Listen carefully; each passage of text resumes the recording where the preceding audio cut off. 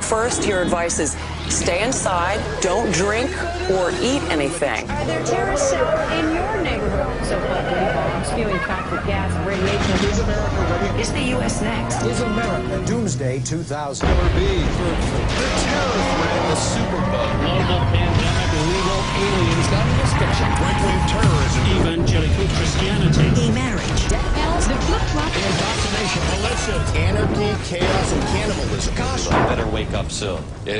Or we're gonna wake up dead.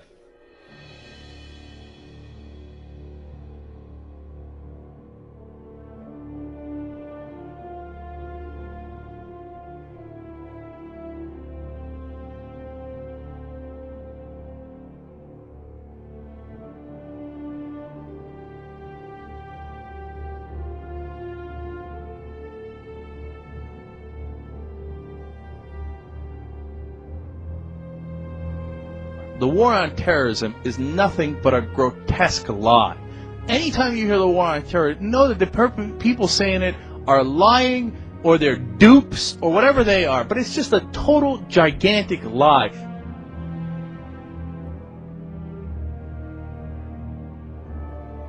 He's been charged with attempted use of a weapon of mass destruction. The van that he thought was blowing up carried 6 55-gallon drums with detonation cords and plastic caps. 6 55-gallon drums with detonation cords and plastic caps. But all of that supplied by undercover agents. Our federal authorities were all over this from the very beginning, which goes all the way back to last June, and they were with this young man every step of the way. So over the 18 months, they cultivated him. The FBI had been conducting an undercover operation. Authorities then supplied the team with fake explosives.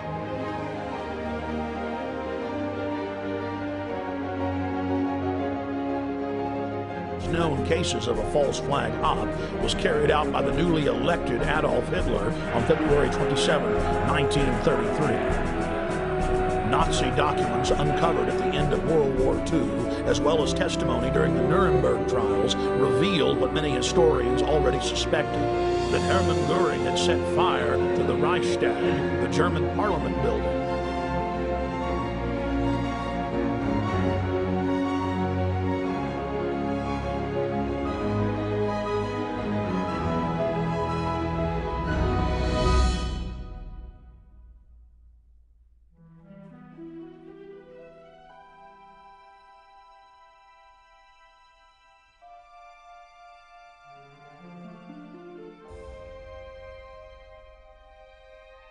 The government assumes the right to intervene in any situation to restore order. The right to draft laws passes from the Reichspresident to Chancellor. I offer the Reichstag the chance for peace in Germany. Never! If you respect our conscience... The Vice Chancellor, please return to his seat. I will take any refusal as a statement of opposition. Gentlemen, you must decide. Will it be peace or war?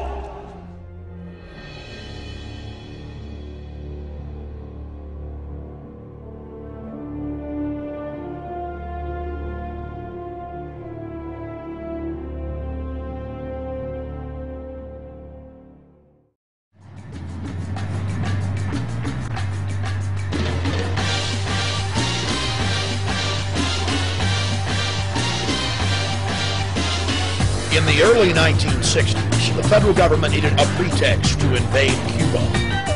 The Pentagon had an operation called Operation Northwoods, and it was on the table that our military would attack certain cities within the United States and make it look like Cuba did it to justify an invasion of Cuba.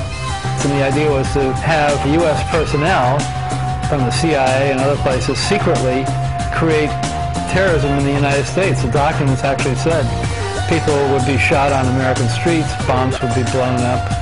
And again, all this, the evidence would be laid to point the finger at Castro. The federal government proposed blowing up airliners full of Americans, saying the casualty list in U.S. newspapers would cause a helpful wave of indignation.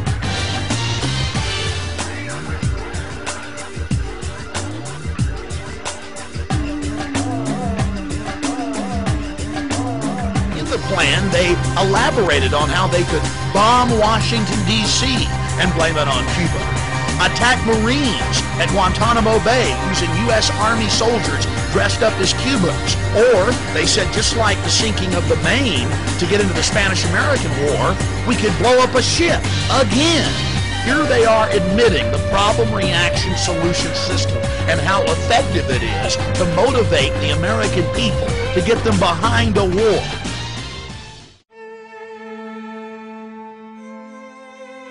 Are you a conspiracy theorist? Yeah. Yeah, and I'll tell you why. Here, speak a little closer. Okay, I'll tell you why. Because my government in my 58 years has lied to me so often they have no credibility. The last time was 2004 when I was teaching at Harvard. McNamara comes through and now admits the Gulf of Tonkin incident never happened. 58,000 of my generation killed in Vietnam, 1 million Vietnamese over an event that never happened, apparently. My government's never lied to me, have they? Let's see, where should we start? The Gulf of Tonkin incident? Now that took us into war in Vietnam. They've now admitted it was a lie. So 58,000 of my generation were killed based upon a lie. But that doesn't count, does it? What does that have to do with 9/11? That shows that we will lie to go to war. We've been doing it for years. We will continue to do it. I remember our president sitting on TV telling us our boys are floating in the water. And because of that, you'll never believe anything. And because of that, you'll never believe anything. But they lie all the time. On February 23rd, 1993, a bomb went off beneath the two towers of the World Trade Center. The bomb was in a truck on a timed device in level B2 of the garage. The explosion went 7 stories up, killing 6 people and injuring more than 1,000.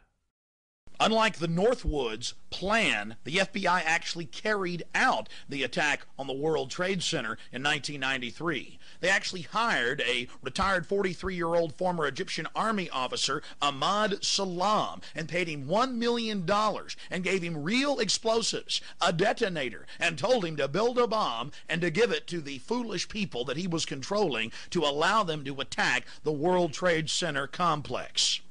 The Independent reported that several of the bombers were trained by the CIA to fight in the Afghan war, and that the CIA admitted partial responsibility for the bombings. The federal building is gone, all fours to the roof.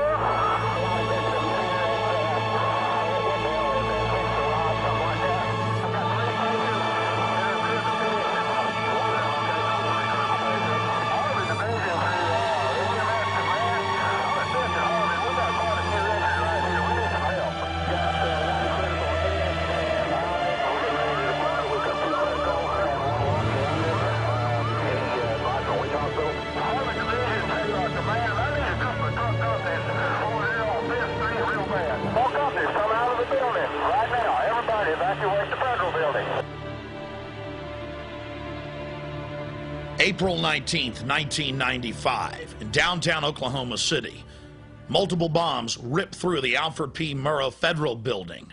And as usual, federal fingerprints were all over this tragic event. Then President Bill Clinton, taking his orders from on high from the New World Order chieftains, needed a crisis to get his gun control agenda through, as well as his plans for a socialized America. Taking a page out of the Strongmen's Handbook, Bill Clinton knew that a crisis of this magnitude, endless images of mangled children, would pull on the heartstrings of the American people, and they would beg for the Anti-Terrorism Effective Death Penalty Act that he had failed to pass just a year before. The bill absolutely eviscerated massive sections of the Constitution and the Bill of Rights.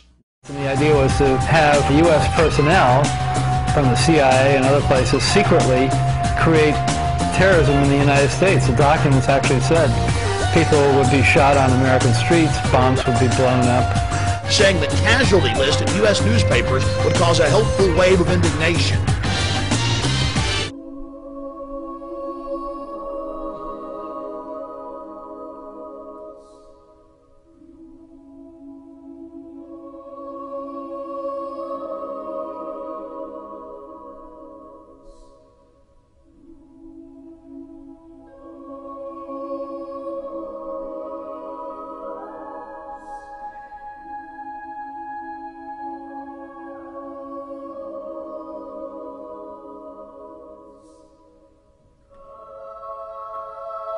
no warning signs that I'm aware of. And it was a revelation that the White House had no intention of making public. President Bush was told in August that Osama bin Laden might be planning an attack involving the hijacking. Could have predicted. Nobody in our government, at least.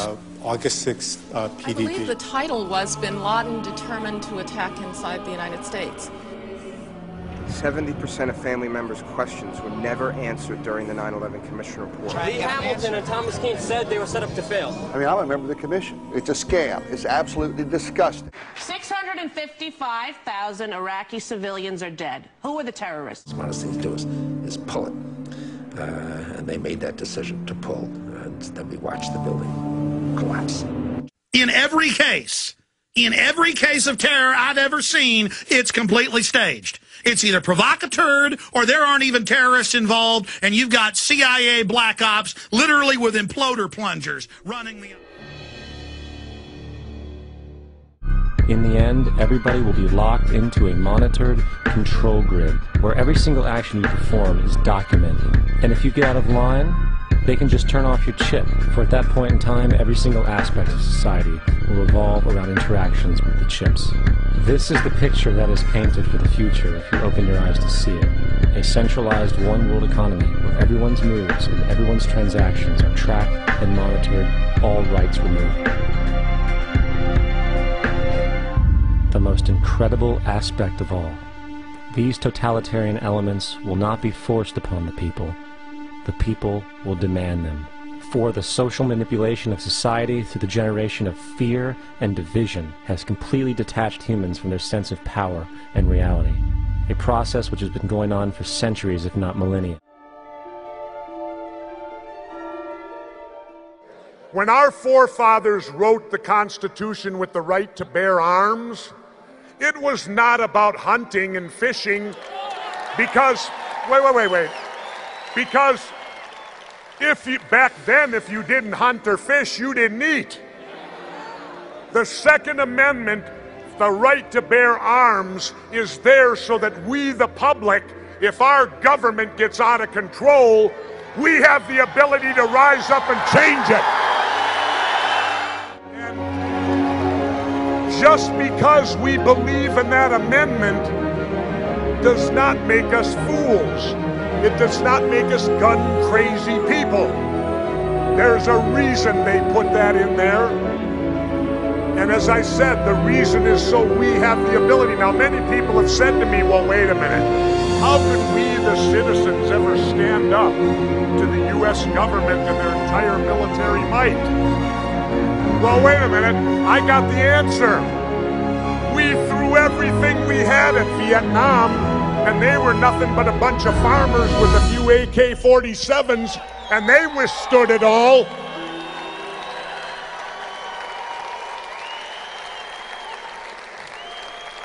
So, ladies and gentlemen, don't ever, ever let them take our rights. The hell with this Patriot Act.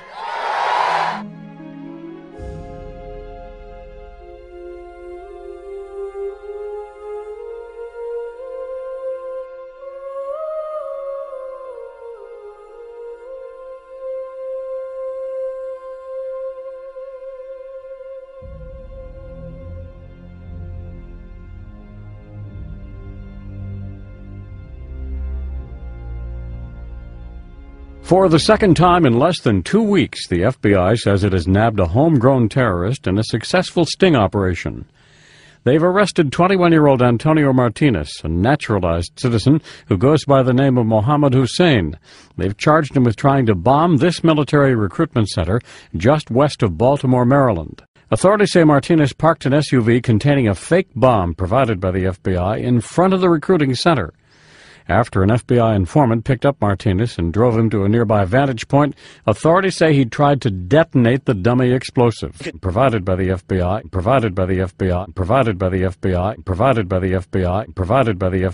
he told an FBI informant he thought about nothing but jihad. It's scary to go everywhere. On the other hand, the FBI did catch him. Yeah, this time. But how many more is out there that they're not catching?